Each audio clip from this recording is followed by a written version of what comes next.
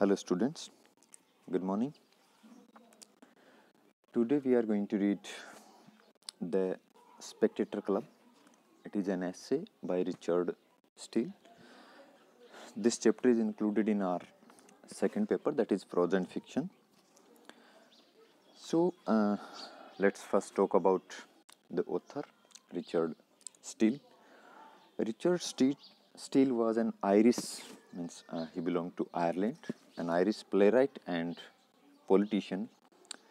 He was born in Dublin on 12 March 1672 and he was died on September 1st, 1729. He belonged to a very wealthy and reputed family, but his parents died very early. His mother died, he was only 4, and then in the next year his father was also passed away. He became the member of parliament in 1713, but due to some charges of treason and some unexpected charges on him, he was expelled from parliament in 1714. Then he returned back again to the parliament in 1715, and he was knighted also in the very same year. Knight is the knighthood. It was a kind of honor which was being conferred by the king or the queen to the people. जैसे अपने आपने सुना होगा ना कई बार मानद उपाधि है ना, तो वो उस तरह की एक नाइटहुड था. मतलब जैसे सर शब्द जो था उसका प्रयोग उसके बाद होने लग जाता था. आपने अगर हिस्ट्री पढ़ी हो तो आपको पता चलेगा कि सर रविंद्रनाथ टैगोर जो थे, रविंद्रनाथ टैगोर को नाइटहुड किया गया था. उनको ये उपाधि दी गई थी नाइट की, और लेटर ऑन जब हमारा स्वतंत्रता संग्राम चला तो उन्होंने उसको डिनाउंस कर दिया था, उन्होंने उसको वापस लौटा दिया था नाइटहुड को. His famous works include some comedies he has written: The Christian Hero, The Funeral, The Lying Lover, The Tender Husband, and all his essays were written as periodicals in the journals. They were the contributions of Richard Steele to his periodical journals. He has written in 3 periodicals, 3 journals named The Tatler, The Spectator, and The Guardian. He was the founder of The Spectator with Joseph Addison, another famous playwright or essayist of the period. Now let's come to the present essay, The Spectator Club. This is the opening or the very first piece of writing of the paper The Spectator. This was a series of essays. So in this very first essay, The Spectator Club, he just presents before us a picture of an imaginary club which they used to form, and in which they used to gather from time to time and discuss the things. In this poem, in this essay, he has caricatured some characters. कुछ चरित्र, कुछ लोग जो हैं वो Richard Steele ने यहाँ इस एसे में, इस निबंध में पोर्ट्रे किए, उनका चित्रण किया है. They are not the actual ones, but he has caricatured those characters. And why he has caricatured them? Just to show us the picture of the society at that time, है ना. ये जो Spectator club या उसके जो members की बात जब ऐसे में यहाँ रिचर्ड स्टील कर रहा है, वो लोग कौन हैं? वो लोग वो हैं जिनको उसने रिचर्ड स्टील ने कैरिकेचर किया, जिनका उसने एक चित्रण किया है, जिनका उसने एक इमेजिनरी निर्माण किया. किस लिए? Just to show us the times, the real picture of the times. आपने एक बात, एक कहावत कहीं सुनी होगी, that literature is the mirror of society. साहित्य जो है वो समाज का दर्पण होता है. So just to show us the image of those times, the trends, the fashions, the modes of behaviour, ना, उस समय के जो अलग अलग चीज़ें थी उनके बारे में हमें दिखाने के लिए, उनके बारे में हमें बताने के लिए कि वो किस तरह के लोग थे, किस तरह का चरित्र था, किस तरह का व्यवहार वहाँ किया जाता था, किस तरह की फैशन उस समय काम मिली जाती थी, उन सब को शो करने के लिए स्टील ने ये जो एक कैरेक्टर जो है वो उनके एक श्रृंखला इस ऐसे में बनाई है। The first of our society is a gentleman of Worcestershire of an ancient descent, a baronet, his name Sir Roger de Coverley. His great-grandfather was the inventor of that famous country dance which is called after him. All who know that sire are very well acquainted with the parts and merits of Sir Roger. He is a gentleman that is very singular in his behavior, but his singularities proceed from his good sense and are contradictions to the manners of the world only as he thinks the world is in the wrong. So now Steele introduces to us the very first person of their club.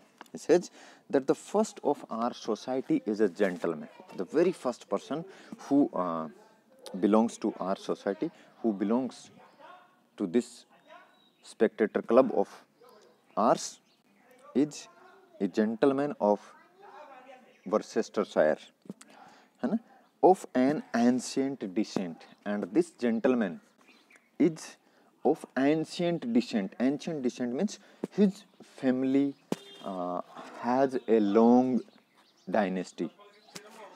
He belongs to a family which has been renowned in the country for a since a long time.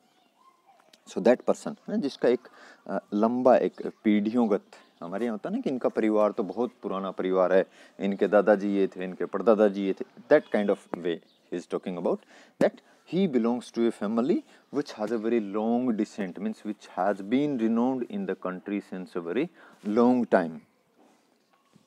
His name, he was a baronet. Again, जिस तरह से knighthood की उपाधि दी जाती है उसी तरह से बैरोनेट, एक बैरन की भी उपाधि दी जाती है। ये अलग अलग पद हैं। जैसे अगर आपने राजा महाराजाओं का जो समय हमारे यहाँ पढ़ा था तो उसमें वो मनसबदार, जागीरदार, सूबेदार, इस तरह से अलग अलग पद जो थे वो अपने राज दरबारियों को राजा दिया करते थे। तो the same thing is here also.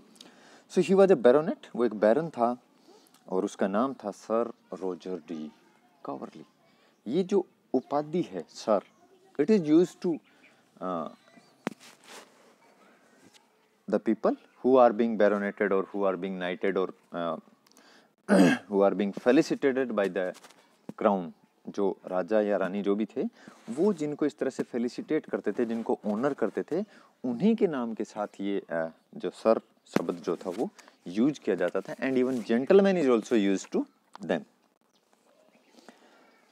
His great grandfather, उसने अभी कहा था ना, he belongs to a family of ancient descent. Ancient descent means that family was known to in the country for a long time, and how that is known is being told here, that his great grandfather, yani not only Sir Roger de Coverley is a renowned person, but his great grandfather, his grandfather's grandfather, his great grandfather was the inventor of that famous country dance which is called after him.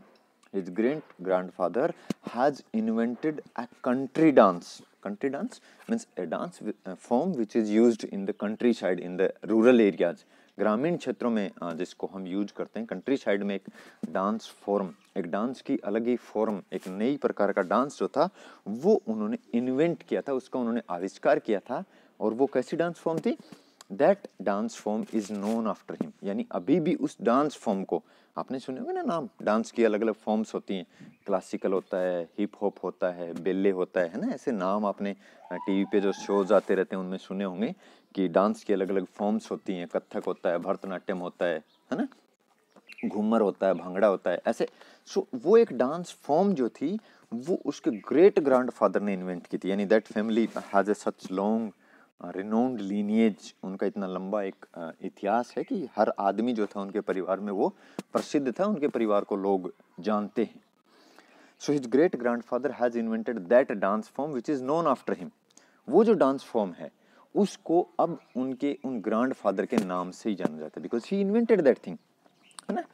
उन्होंने चूंकि उसका आविष्कार किया था, है ना, इसलिए उसको हम उसी नाम से जानते हैं, उस डांस फॉर्म को। All who know that sire are very well acquainted with the parts and merits of Sir Rogerly, and all the people who know about that sire, means sire is used for father. This is an antique word, archaic word, puratan word hai. Sire is used for father. So all the persons who know or who has the knowledge about that sire, means उन great grandfather के बारे में जो लोग जानते हैं, they very well knew the parts and merits of Sir Roger de Coverley. यानी उनके ग्रेट ग्रैंडफादर के बारे में अगर कोई आदमी जानता है कि वो कैसे थे, उनका बिहेवियर कैसा था, उनका फैशन एट्रीब्यूट्स क्या थे, है ना, उनका चरित्र कैसा था, तो वो जो आदमी है वो सर रॉजर के बारे में भी सब कुछ जानता है। यानी जैसे वो थे वैसा ही उनकी संतान है। यानी वो जो फैमिली लीनियज थी, जो फैमिली हेरिडिटी थी, जैसे गुण, जैसे लक्षण, जैसा व्यवहार, जैसा चरित्र उन ग्रेट ग्रैंडफादर का था, वैसा ही इन सर रॉजर का भी है। ही is a gentleman that is very singular in his behaviour. Very peculiar quality is this that he is a gentleman. उनके व्यवहार का या उनके बारे में जो सबसे स्पेशल चीज है वो क्या है, सबसे विशिष्ट बात है वो क्या है, that he is a gentleman. वो एक बहुत ही जेंटल आदमी है, मतलब वो जेंटलमैन की जो भी परिभाषाएं होती हैं वो उस पर लागू होती हैं। He is a gentleman, but his singularities proceed from his good sense and are contradictions to the manner of the world. Now again, but his singularities, his specialities, his peculiarities, उसकी जो विशेषताएं हैं, उसकी जो विशिष्टताएं हैं, उनके जो खुद की अपनी जो चारित्रिक विशेषताएं वो क्या हैं, they proceed from his good sense. वो उनका जो गुड सेंस है, उनका जो गुड बिहेवियर है, उससे निकल के आती है ना, not from that family that he belongs to such a wealthy family, he belongs to such a renowned family. These things doesn't belong to them. उसके जो चारित्रिक गुण हैं, उनका जो बिहेवियर है, उनका जो व्यवहार है, वो कहाँ से आ रहा है, उस फैमिली से नहीं आ रहा है, but from his good sense, उसके खुद के जो गुड सेंस है वहाँ से आ रहा है। And are contradictions to the manners of the world, and those behaviours, those manners of him are in contradiction, are in opposition to the manners of the world today. है ना, उन्होंने कहा ना एक बात कि जो उन ग्रेट ग्रैंडफादर को जानते हैं वो सब उनको जानते हैं। यानी he behaved in the same manner in which the great grandfather used to behave. So now he says all his manners, all his behaviors, they belong to those periods of the great grandfather। उसके जो भी behavior थे, उसके जो भी manners थे, वो किससे belong करते हैं, to that great grandfather। So now in the present, at present, all his behaviors are contradictory to the world। ये जो वर्ल्ड है, वर्तमान में जो दुनिया है, उससे उसके जो बिहेवियर हैं वो बिल्कुल कॉन्ट्राडिक्टरी हैं, बिल्कुल अपोजिट हैं। Only as he thinks the world is in the wrong। and why they are in contradiction to him? Because he thinks that the world is in the wrong, he is in the right direction, he is behaving everything in the correct manner, only the world is in the wrong direction। This is what he thinks of these things, his behaviors, and later on the writer will tell us that what are these peculiar behaviors, what are these singularities in his behavior. It says, however, this humor creates him no enemies, for he does nothing with soreness or obstinacy, and his being unconfined to modes and forms makes him but the readier and more capable to please and oblige all who know him। But he says, however, this humor, this trait, this whim, humor एक सनक जो है, ये जो उनका एक सनकी behaviour है जिसमें वो वर्ल्ड से उल्टी दिशा में चल रहे हैं, उनका जो व्यवहार है वो सबसे अलग है, सबसे विपरीत है, ये जो उनकी सनक है, ये जो उनका व्यवहार है, it does not create him any enemies. इससे वो उन्होंने अब किसी को भी अपना शत्रु नहीं बनाया है। But why? Because he does nothing with sourness और obstinacy. whatever he does it in a very jovial, in a very amicable way, not with any kind of obstinacy or not with any kind of soreness. Means he doesn't do that behavior to show his obstinacy. He does that in a very amicable way, in a very pleasant way. For he does, and his being unconfined to modes and forms, and this habit of his, that he is not confined with any behavior or any kind of fashion or any kind of trait, it makes him even more readier and more capable to please and oblige all who know him.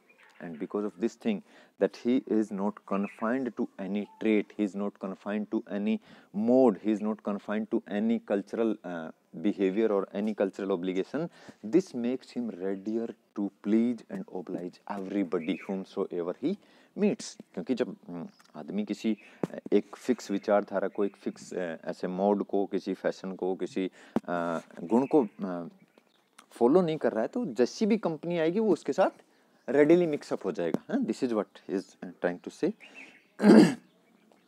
When he is in town he lives in Soho Square. This is a famous place of England. He says that when he is in town, he lives in Soho Square. Soho Square is the fashionable place to live in. कि जब भी वो शहर में होता है ना, गांव में और शहर में, रूरल मतलब जहाँ वो रहता था वहाँ से जब भी वो सिटी में विजिट करने आता है, then he lives in the Soho Square, means the most fashionable place of the city. It is said he keeps himself a bachelor by reason that he was crossed in love by a perverse beautiful widow of the next country to him. And he is still a bachelor. One more peculiarity, one more trait, one more feature of Sir Roger de Coverley is what? That he is still a bachelor. And he keeps himself a bachelor. Why he is a bachelor? The reason the writer gives here is that he was crossed in love. He was cheated in love by some perverse widow of the next country. The next village, the next country which falls to his country. She has cheated, she has deceived him in love, and since then he remained bachelor. कोई जो window थी, कोई जो विधवा है अभी, उसने उनको प्यार में चीट किया, उनको धोखा दिया, and since then he is a bachelor. तब से वो अपने आप को कंवारा रखे हुए हैं. Before this disappointment, Sir Roger was what you call a fine gentleman, had often supped with my Lord Rochester and Sir George Athras, fought a duel upon his first coming to town, and kicked Bully Dawson in a public coffee house for calling him a youngster. And he says, before this disappointment, before this failure in love, he was what you can call a fine gentleman. Means before that he had all the characteristics, all the qualities of a young gentleman, whatsoever you count them. He used to have supper with the famous persons of that time, and he has also kicked Bully Dawson. Bully means a notorious kind of person. This Dawson was some notorious person, and he has called him youngster. है ना, उसने उसको movies में ऐसे देखते ना, बच्चा कह के ऐसे पुकारा था उसको. देन ही किक्ड हिम, तब उसने उसके साथ मारपीट भी की थी. Means all those features, all those qualities which a young gentleman, a young lover has, he has them all. But being ill used by the above mentioned widow, he was very serious for a year and a half. But after that above mentioned widow has deceived him, has cheated him in love, he remained very serious for 1.5 years. 1.5 years तक, 1.5 साल तक he remained very serious due to that cheating, due to that act of that widow. And though his temper being naturally jovial, he at last got over it. And because he was jovial, he was a happy kind of person by nature. By nature he was a pleasant and happy kind of person, so he got over this very soon. He grew careless of himself and never dressed afterwards. But the one big change which came to him, which occurred to him, or which he observed in his day-to-day life after that is what? That he grew careless of himself. And he never dressed after that, और उसके बाद उसने कभी भी dressed नहीं किया। Dressed का मतलब he never get himself ready for any function, any party or any special occasion, है ना। कपड़े तो पहनता था लेकिन स्पेशल रूप से उसने अपने आप को कभी भी ड्रेसअप नहीं किया उसके बाद। He continues to wear a coat and doublet of the same cut that were in fashion at the time of his repulse, which in his merry humors he tells us has been in and out 12 times since he first wore it। और उसके बाद से, है ना, उस घटना के बाद से उसने कभी भी अच्छे से ड्रेसअप नहीं किया। He continues to wear a coat and doublet of the same cut, और वो उस same cut means same fashion, उस समय की जो फैशन थी, उस समय का जो कट चलता था, उस समय का जो ट्रेंड था, उसी ट्रेंड की कोट एंड डबलेट वो जो है वो पहनता रहा है। And which about which in his happy moods, जब उसका उनका मूड अच्छा होता है, ही टेल्स अस, वो हमें बताता है that it has been in and out since 12 times since he first wore it, जब से उन्होंने इसे पहली बार पहना था तब से ये जो फैशन है, ये जो कट है, ये जो ट्रेंड है, it has been in and out 12 times, 12 बार ये चीज़ फैशन में आ गई और बाहर हो चुकी है। It is said Sir Roger grew humble in his desires after he forgot his cruel beauty in so much that it is reported he has frequently offended with beggars and gypsies. And he said that he has grown himself so humble in his desires and in his behavior that often people misunderstood him with beggars and with gypsies. अक्सर उसने अपने आप को, अपनी आवश्यकताओं को, अपने behaviour को उसने इतना कम कर लिया है कि अक्सर लोग जो हैं वो उसे भिखारियों में, या जो जिप्सी लोग होते हैं ना, घुमक्कड़ लोग जो होते हैं, उनमें उनको काउंट कर लेते हैं अक्सर। But this is looked upon by his friends rather as matter of raillery than truth. But his friends they consider it as a joke rather than as a truth. लेकिन ये जो बात है कि अक्सर उसको लोग भिखारी या जिप्सी के रूप में भी ले लेते हैं, उसको लोग जो है वो एक मजाक के रूप में ज़्यादा, उसके जो दोस्त हैं वो सच्चाई की बजाय एक मजाक के रूप में ज़्यादा कंसिडर करते हैं। He is now in his 56th year, cheerful, gay and hearty. And now he is 56-year-old and he is very happy, very cheerful and very pleasant. He is keeps a good house both in town and country, and he owns a house both in the countryside or in the city also. शहर में भी और गांव में भी, दोनों जगह वो एक अच्छा जो हाउस है वो मेंटेन कर रहा भी।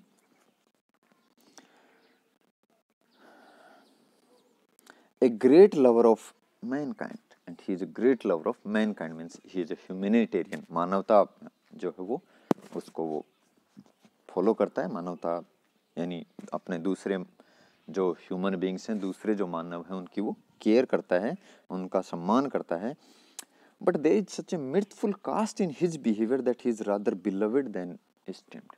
ही इज सच ए ह्यूमैनिटेरियन, वो मानवतावादी है, दूसरे मानव जो है उनका सम्मान करता है, but still there is a kind of mirth in his behaviour, एक हैप्पीनेस, एक जॉयनेस, एक प्लीजेंटनेस ऐसी है उसके बिहेवियर में that he is beloved than esteemed, that people love him not respect him। होता है ना, कई बार हम जैसे सम्मान करते हैं हम किसी को, एक हम किसी को प्यार करते हैं। सो दो he is an elderly person 56 years but still people love him not esteem him. लोग उसका सम्मान नहीं करते बल्कि उनको प्यार करते हैं। Means this is the goodness of his behaviour that people love him more than they respect him. His tenants grow rich, his servants look satisfied, all the young women profess love to him, and the young men are glad of his company. Now this is what called a good gentleman। कि क्या है, that his tenants grow rich। tenants means बटाईदार, एक तरह से हम कह सकते हैं ना, जैसे हमने बात की थी कि ये जो नाइटहुड है, ये जो बैरोनेट है, बैरनहुड है, ये क्या होती है, ये मनसबदारी एक पद्धति होती थी हमारे देश में भी, जिसमें जागीरदार, सूबादार, नंबरदार इस तरह से किए जाते थे। उनको एक फिक्स फैसिलिटीज, सैलरी और ज़मीन और ये सब दी जाती थी। तो इसी तरह से वहाँ उसकी जो ज़मीन है, जो ज़मीन उसको किंग की तरफ से मिली हुई है, उस पे जो लोग खेती का कार्य करते हैं, है ना, आपने अभी सुना होगा, फिर उन पे टैक्स लगता था, वो बटाईदार के रूप में काम करते थे किसान। तो वो जो टीनेंट्स हैं उसके दे ग्रो रिच, वो पैसे वाले हो रहे हैं, यानी मतलब वो अपने टीनेंट्स को परेशान नहीं करता है, कहने का मतलब है उनसे ज़्यादा टैक्स नहीं वसूलता है ना। And his servants look satisfied, और उसके जो सर्वेंट्स हैं उसके हाउस में वो बड़े संतुष्ट दिखते हैं। All the young women profess love to him, और जो भी यंग महिलाएं हैं वो अपना प्यार जो है वो जताती हैं सर रोजर के प्रति कि दैट मतलब उनका जो बिहेवियर है वो इतना अच्छा है that everybody loves him. And all the young man are eager of glad of his company, और जो यंग मैन हैं, नौजवान जो हैं, वो उनकी कंपनी, उनके साथ खुशी महसूस करते हैं अगर वो उनके साथ उनकी कंपनी में बैठते हैं तो। When he comes into a house, he calls the servants by their names and talks all the way upstairs to visit. And again, जो उन्होंने कहा था ना, he is a humanist, है ना, he is a great lover of mankind, वो यहाँ झलकता है उनके व्यवहार से, that whenever he comes into a house, whenever he goes to someone's house to visit, then he calls the servants by their names. तो वो सर्वेंट्स जो होते हैं उस घर के, उनको नाम से बुलाता है। और ये चीज़ आपने मूवीज़ में या बहुत जगह आपने देखने को मिली होगी कि एक सर्वेंट को अगर आप अपने नाम से बुलाते हैं, किसी को भी, है ना, तो उसमें एक अपनापन सामने वाले को महसूस होता है, उसको ये भी खुशी महसूस होती है कि आप उसे अभी तक याद रखते हो, आपको उसका नाम याद है। So that's why he was loved by everybody and he keeps talking all the way upstairs to visit. जब भी वो किसी के घर में जाता है तो जब वो अपस्टेयर्स जाता है ना भाई, ये एक वेस्टर्न कंट्रीज जो होती हैं वहाँ डाउनस्टेयर्स और अपस्टेयर्स ये एक सिस्टम होता है, एक ट्रेंड होता है कि अगर आप किसी के घर मिलने जाते हैं तो डाउनस्टेयर्स जो पोर्शन होता है वो एक तरह से वेटिंग एरिया होता है, सर्वेंट्स का एरिया होता है, किचन का एरिया होता है, जहाँ आप कुछ देर के लिए वेट करते हैं। लेकिन जब आपको कोई मिलने बुलाता है तो आपको अपस्टेयर्स यानी मैन घर में एंट्रेंस देता है, दैट इज कॉल्ड अपस्टेयर्स। सो वो जब अंदर तक जाते हैं तब वो पूरे रास्ते उन सर्वेंट्स से बात करते हुए जाते हैं। I must not omit that Sir Roger is a justice of the quorum, and I must also add this thing that Sir Roger D.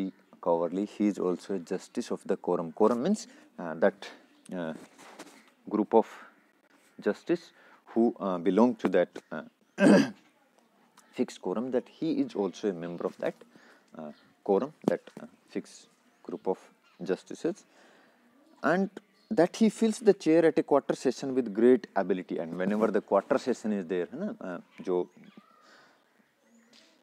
Courts होते हैं उनके सेशंस होते हैं ना, कभी मानसून सेशन, कभी ये सेशन, तो जब भी क्वार्टर सेशन होता है उसमें वो अपनी जो चेयर है, मतलब भाई जैसे मान लो क्वार्टर सेशन में 5 जस्टिस हैं, 7 जस्टिस हैं, तो उनमें से वो एक हैं और वो अपनी जो चेयर है, मतलब अपनी जो रिस्पॉन्सिबिलिटी है, he fulfils it with great ability, वो उसको बहुत ही ग्रेट एबिलिटी के साथ उसको फुलफिल भी करते हैं।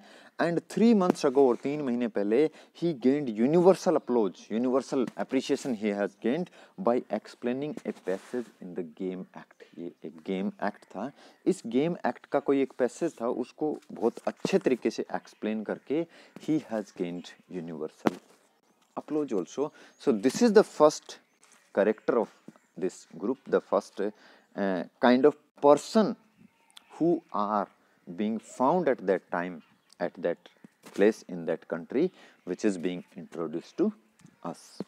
This is it for the day. Thank you.